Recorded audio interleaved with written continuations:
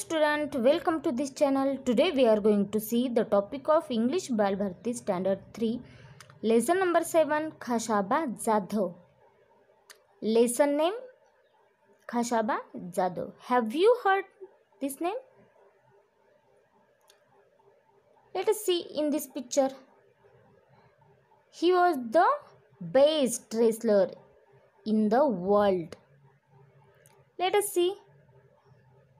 Have you heard about the Olympic Games? Olympic Game बद्दल तुम्ही कधी ऐकला आहे का? Olympic Games are very big sports.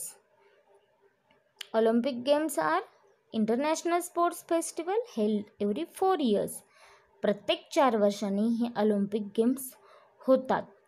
Sportsmen from many different countries of the world come together for the Olympic Games. या Olympic गेममध्ये पहा, खूप साऱ्या देशांमधून खेळाडू स्पोर्ट्समॅन हे एकत्र येतात. A number of events are held. Events means programme. खूप सारे खेळ होतात.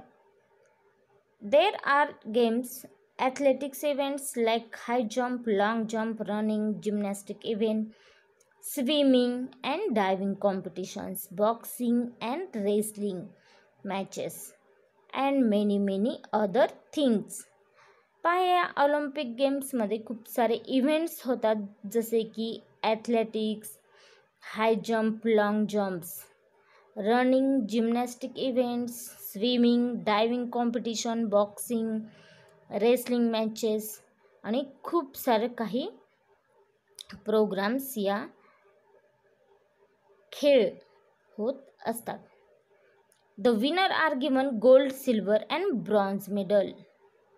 या गेम्समधून जे विजेते असतात त्यांना गोल्ड मेडल, सिल्वर मेडल आणि ब्रॉन्झ मेडल याने सन्मानित केले जाते. An Olympic medal is an honour.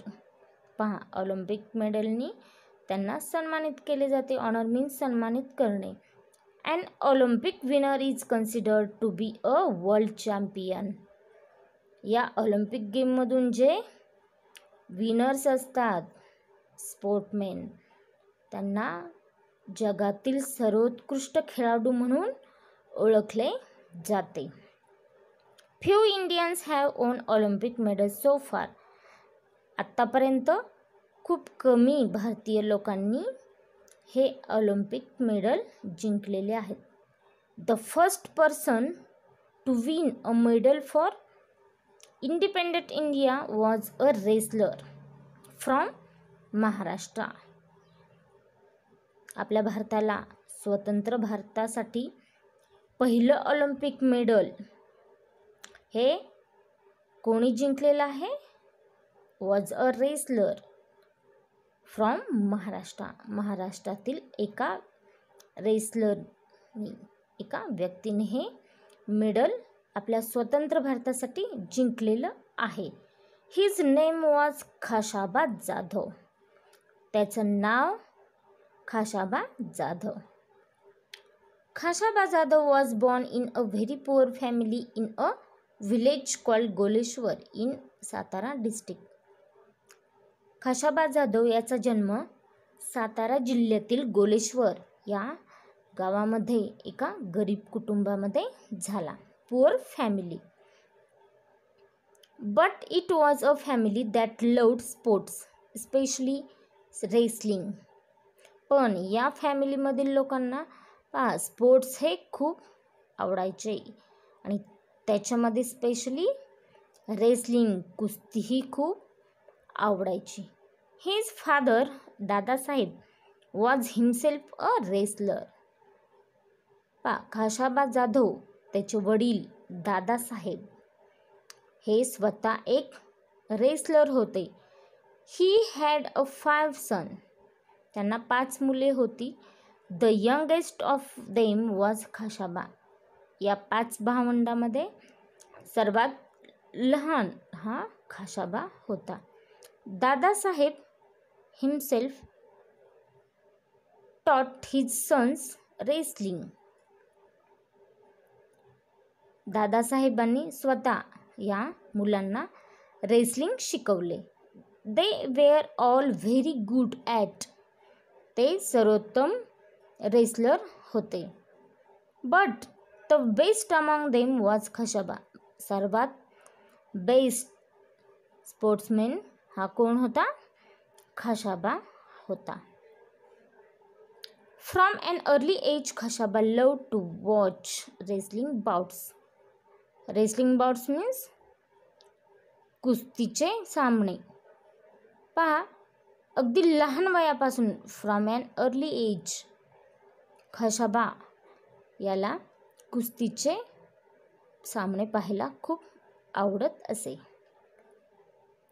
His father took him to see the bouts from the time he was just 4 years old.